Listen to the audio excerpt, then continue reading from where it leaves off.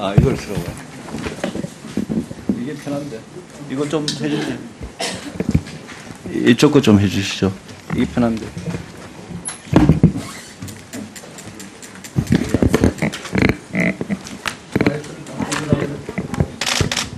예, 이걸 하겠습니다. 예.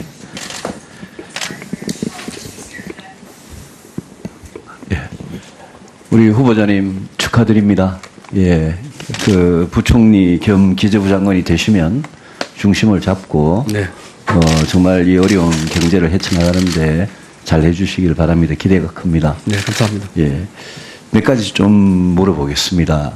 우리 후보자께서 평생을 그 경제부처의 공무원으로 아주 중요한 일을 하시면서 가져오신 우리 경제에 대한 어떤 철학이나 정책 방향, 이런 게 문재인 정부, 문재인 대통령께서 약속한 그런 거하고 얼마나 이렇게 일치한다고 생각하십니까?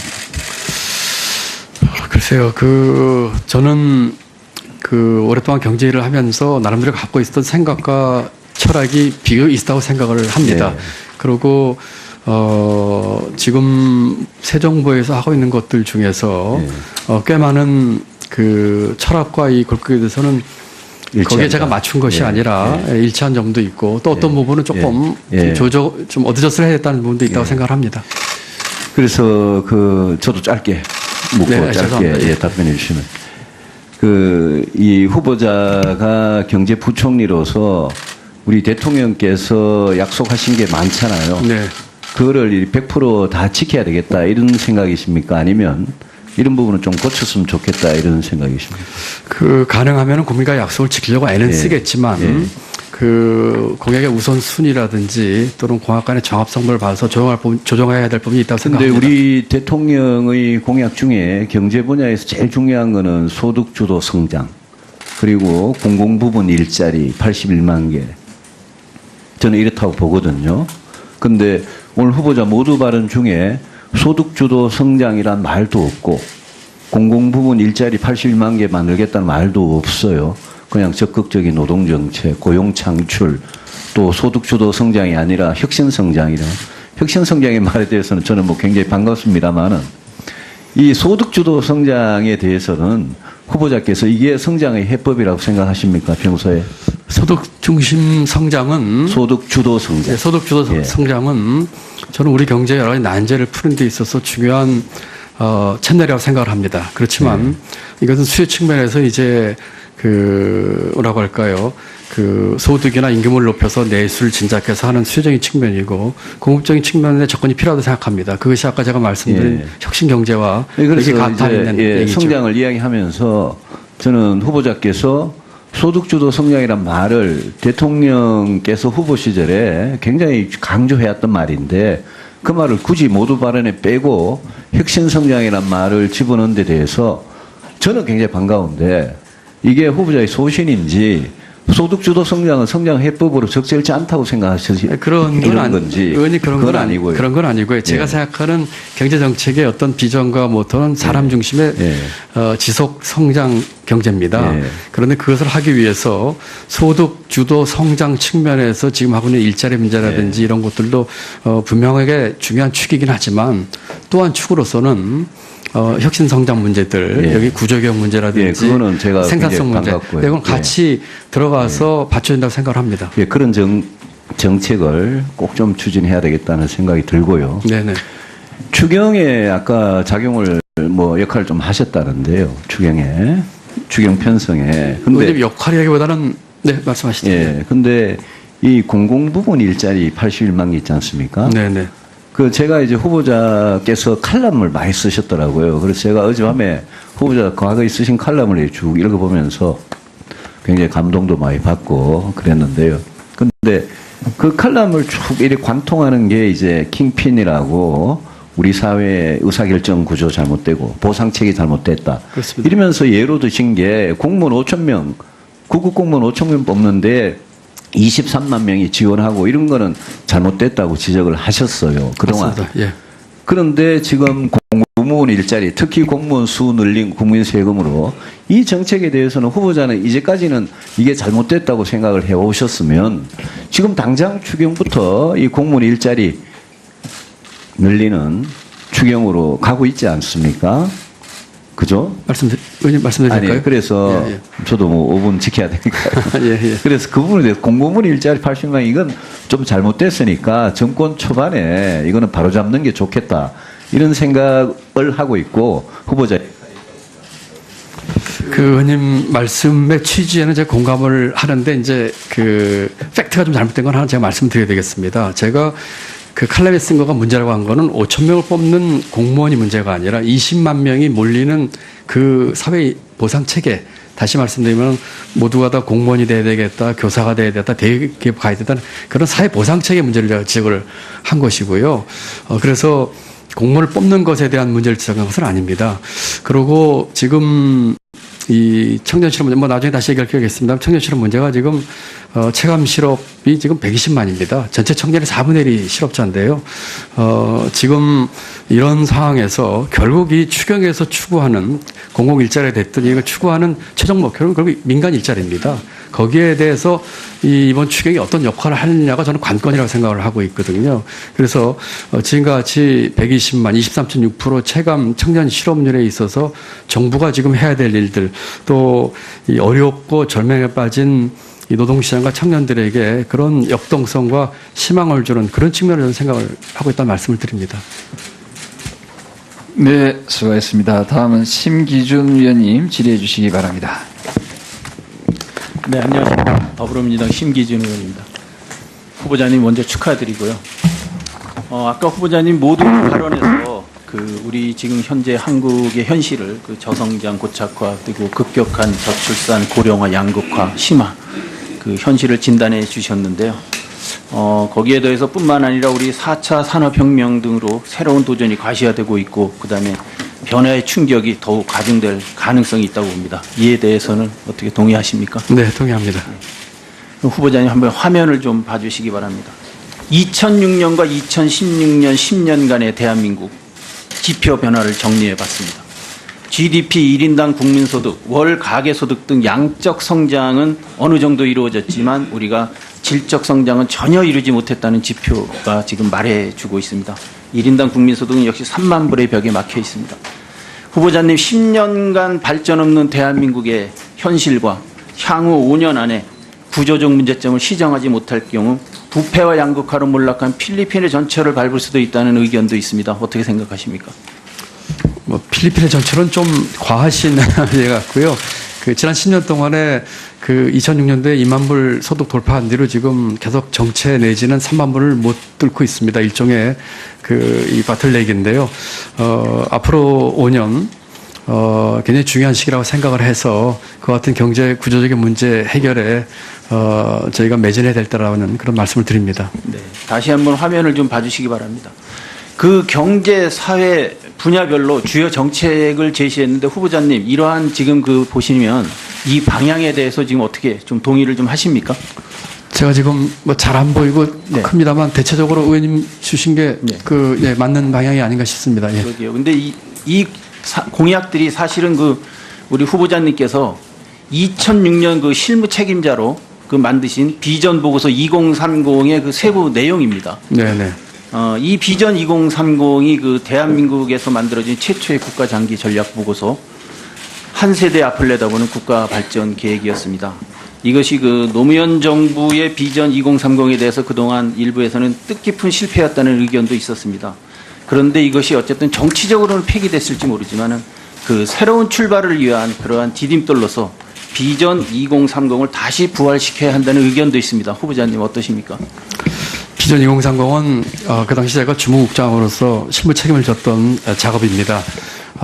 그때의 배경은 우리 경제에 우리 사회에 앞으로 올 도전, 과제, 양극화, 고령화 이런 것들을 예측을 해서 25년을 내다보는 국가의 비전과 거기에 맞는 재정 전략까지 하자는 것이었는데 그 후로 뭐 정치적으로 폐기란 말씀을 계셨는데 사실은 그 후로 계속해서 우리 정부가 거기 있는 정책들에 대해서 뭐 의식하든 안 하든 많은 부분을 일부 시행해 왔다고 생각을 합니다. 지금은 다시 2030을 지금 다시 그걸 봐서 이렇게 하는 거는 이거는 이제 좀 아웃 오브 데이트한 얘기고요.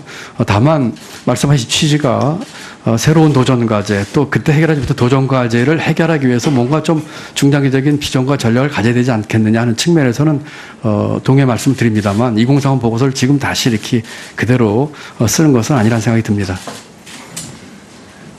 다시 화면을 한번 보시겠는데요. 지금 보시는 것처럼 문재인 정부의 공약은 비전 2030에서 추구하던 정책 방향과 상당히 동일합니다. 지금 결국 문재인 정부의 소득주도 성장 정책이 성공을 거두기 위해서는 비전 2030과 같이 이념과 세대를 뛰어넘는 그러한 국민적 공감대를 얻을 수 있는 장기 국가 종합 전략이 필요하다고 생각이 됩니다. 이 장기 국가 종합 전략이 필요하다는 데 대해서는 어떻게 생각을 하십니까? 동의합니다. 동의, 한 말씀 네. 올려도 될까요? 예. 비전 2030을 많은 분들이 보고서를 보시면은 가장 중요한 것이 비전 2030에 담겨 있는 철학입니다. 그 철학은 첫 번째가 제도 혁신입니다. 두 번째가 그다음에 선제적 투자거든요. 많은 분들이 뒷부분을 강조를 하시는데요. 앞부분에 있을 제도 혁신 부분이 되면서 그러면서 이 선제적 투자가 돼야지 우리가 희망하는 비전 달성에는 국가로 갈 수 있다는 두 가지 틀이 있는데 이 제도 혁신 부분 예를 들어서 그때 제기했던 것이 정년 연장 임금 피크제, 국민 직역연금 개편, 복지전달 체계 개편, 학제 개편, 서비스 산업 경쟁 이런 것들이거든요. 그래서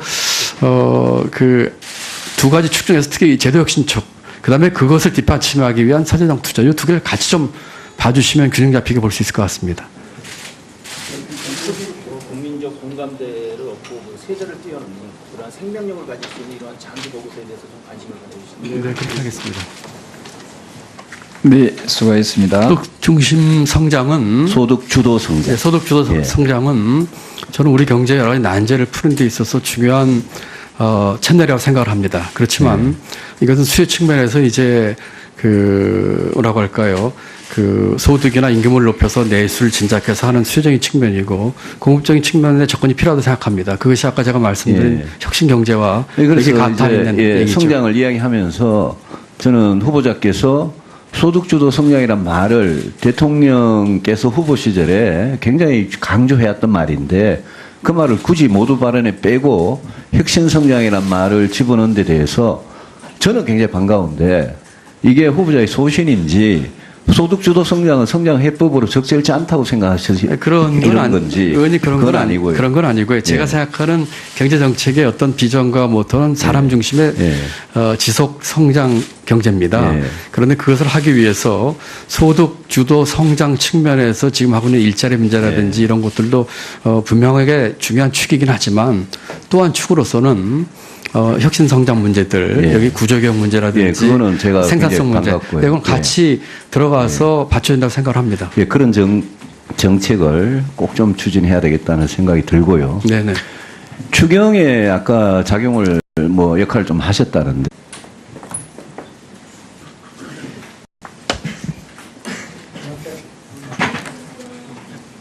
이걸 들어봐. 이게 편한데. 이거 좀 해주세요.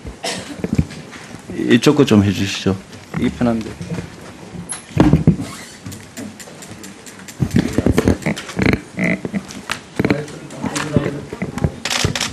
예, 이걸 하겠습니다.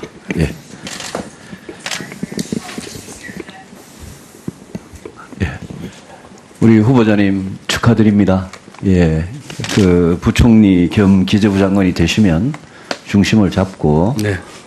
정말 이 어려운 경제를 헤쳐나가는데 잘 해주시길 바랍니다. 기대가 큽니다. 네, 감사합니다. 예. 몇 가지 좀 물어보겠습니다. 우리 후보자께서 평생을 경제부처의 공무원으로 아주 중요한 일을 하시면서 가져오신 우리 경제에 대한 어떤 철학이나 정책 방향, 이런 게 문재인 정부, 문재인 대통령께서 약속한 그런 거하고 얼마나 이렇게 일치한다고 생각하십니까? 글쎄요, 저는 오랫동안 경제 일을 하면서 나름대로 갖고 있었던 생각과 철학이 비교 있다고 생각을 합니다. 네. 그리고 지금 새 정부에서 하고 있는 것들 중에서 꽤 많은 그 철학과 이 골격에 대해서는 거기에 제가 맞춘 것이 아니라 일치한 점도 있고 또 어떤 부분은 조금 좀 어드저스를 해야 됐다는 부분도 있다고 생각을 합니다. 그래서 저도 짧게 묻고 짧게 답변해 주시면 이 후보자가 경제부총리로서 우리 대통령께서 약속하신 게 많잖아요. 네. 그거를 100%다 지켜야 되겠다 이런 생각이십니까? 아니면 이런 부분은 좀 고쳤으면 좋겠다 이런 생각이십니까? 가능하면 국민과 약속을 지키려고 애는 쓰겠지만 그 공약의 우선순위라든지 또는 공약 간의 정합성분을 봐서 조정해야 될 부분이 있다고 그런데 생각합니다. 우리 대통령의 공약 중에 경제 분야에서 제일 중요한 거는 소득 주도 성장 그리고 공공부문 일자리 81만 개 저는 이렇다고 보거든요. 근데 오늘 후보자 모두 발언 중에 소득 주도 성장이란 말도 없고 공공부문 일자리 81만 개 만들겠다는 말도 없어요. 그냥 적극적인 노동정책, 고용창출, 또 소득주도 성장이 아니라 혁신성장이라. 혁신성장의 말에 대해서는 저는 굉장히 반갑습니다만은 이 소득주도 성장에 대해서는 후보자께서 이게 성장의 해법이라고 생각하십니까? 평소에?